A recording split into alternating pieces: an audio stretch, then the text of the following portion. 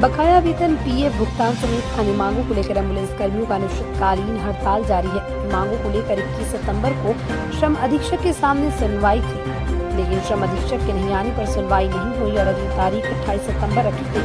इससे पूर्व एम्बुलेंस कर्मियों ने सदर अस्पताल से एक विरोध जुलूस निकालकर श्रम संसाधन विभाग तक मार्च किया। इस दौरान एम्बुलेंस कर्मियों ने नेता मोहम्मद मुस्लिम ने बताया कि 8 दिनों से एम्बुलेंस कर्मी हड़ताल पर हैं और एम्बुलेंस सेवा ठप है, लेकिन स्वास्थ्य विभाग की तरफ से कोई पहल नहीं की जा रही। एम्बुलेंस कर्मी पहले एनजीओ के द्वारा काम करते थे, अभी जिला स्वास्थ्य समिति की तरह कार्यरत है। एनजीओ ने कर्मियों का लाखों रुपए लेकर फरार हो गए। वेतन और पीएफ बकाया है जो अब तक नहीं दिया गया। हम 2012 से नौकरी करते आ रहे हैं। हमने 20 महीना काम किए थे डॉक्टर जैन में। उन्होंने 20 महीना का वेतन और पीएफ और 5 महीना का वेतन ले लेके भाग गया वो कंपनी। उसके बाद 3 साल मैंने हम लोग को 1-1 लाख रुपया लेके कंपनी भाग गया। एनजीओ आज तक नहीं दिया। जो दिया मुजफ्फरपुर जिला से औसत लगाया जाए तो 21 करोड़ 44 लाख हमारे एम्बुलेंस कर्मी में गमन हो गया। हम लोग को बार बार महामारी में खटाया गया, लेकिन आज तक इंसाफ नहीं मिला। वो कंपनी भागने के बाद हम जिला स्वास्थ्य समिति के अंदर में काम करने लगे। एनजीओ के तहत खत्म हो गया टेंडर। 3 साल हम एनजीओ के अधीन जिला स्वास्थ्य समिति में हम काम किए। 12 घंटा तक हम लगातार 2012 से काम करते आ रहे हैं। मुझे मिल रहा है 9,500 10,000 रुपया 12 घंटा में। ये कहाँ का इंसाफ है। उसके बाद अभी दूसरा कंपनी का टेंडर 20 अप्रैल को समाप्त हो गया। देख रेख के लिए इनको 3 महीना का दिया गया था। माह जुलाई में इनका समाप्ति हो गया। मैंने श्रम अधीक्षक को लेटर दिए कि माह अगस्त और सितंबर को वेतन रोक लगा दिया जाए, नहीं तो ये एनजीओ पहले के बाद ही भाग जाएगा तो मेरे स्टाफ का क्या हाल होगा। लेकिन श्रम कानून के तहत श्रीमानों ने वेतन को रोक लगाई माह अगस्त और सितंबर तक। माह मई जून जुलाई तक हमारा पीएफ और बकाया वेतन लंबी जो पड़ी है अगर नहीं देती है तो ये अनिश्चितकालीन हड़ताल पर ही एम्बुलेंस रहेंगे। कितना दिन हो गया जब होगा?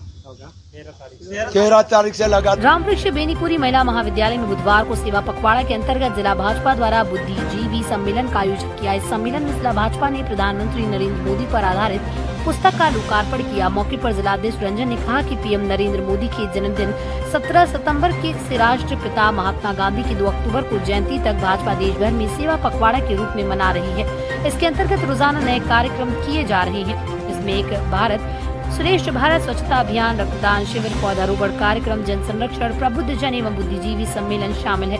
कार्यक्रम में मुख्य रूप से पूर्व मंत्री सुरेश शर्मा, सांसद अजय निषाद समेत भाजपा के कई कार्यकर्ता शामिल रहे। प्रधानमंत्री जी के जन्मदिन के अवसर पर भारतीय जनता पार्टी सेवा पखवाड़ा मना रही है। इस सेवा पखवाड़ा में हम लोग 15 दिन तक लगातार 15 कार्यक्रमों के तहत समाज के उन व्यक्तियों तक पहुंच रहे हैं जो अंतिम पायदान पर बैठे हुए हैं, वैसे लोगों तक पहुंचने का काम कर रहे हैं। इसी कार्यक्रम के तहत आज शहर के प्रबुद्ध जनों एवं बुद्धिजीवियों के साथ मोदी जी के व्यक्तित्व एवं कृतित्व की चर्चा का कार्यक्रम का आयोजन किया गया है। आज इस कार्यक्रम में हम लोग मोदी जी के जो 21 साल का राजनीतिक सफ़र है, गुजरात मॉडल से लेकर के भारत मॉडल तक, इस पर शहर के प्रबुद्ध जन और बुद्धिजीवियों के साथ हम लोग परिचर्चा कर रहे हैं। आज इस परिचर्चा में शहर के गणमान्य डॉक्टर, अधिवक्ता, प्रोफेसर एवं विभिन्न वर्गों के लोग उपस्थित हैं और हम लोग मोदी जी के द्वारा देश के दिन प्रतिदिन विकास पर हम लोग चर्चा कर रहे हैं और बिल्कुल सब लोग मोदी जी को उनके द्वारा किए गए या किए जा रहे कार्यों की सराहना कर रहे हैं और उनको दिल से आशीर्वाद दे रहे हैं और सब लोग उनके यशस्वी होने की कामना कर रहे हैं। पुस्तक का विमोचन किया गया। साथ ही आज मुजफ्फरपुर जिले में 2 बच्चों के विवाद में गर्भवती महिला की बेरहमी से पिटाई की गई। इसके कारण पेट में बच्चे की मौत हो गई। इस घटना के बाद इलाके में सनसनी फैल गई। मामला सकरा थाना के बरियारपुर ओपी के बाजितपुर का है। सूचना पर पहुंची बरियारपुर पुलिस ने महिला समेत 2 लोगों को हिरासत में लिया है। दोनों से थाने में पूछताछ की जा रही है। वहीं बच्चे की मौत के बाद परिजनों में कोहराम मचा हुआ है। बच्चा गाँव की अंजू देवी का था।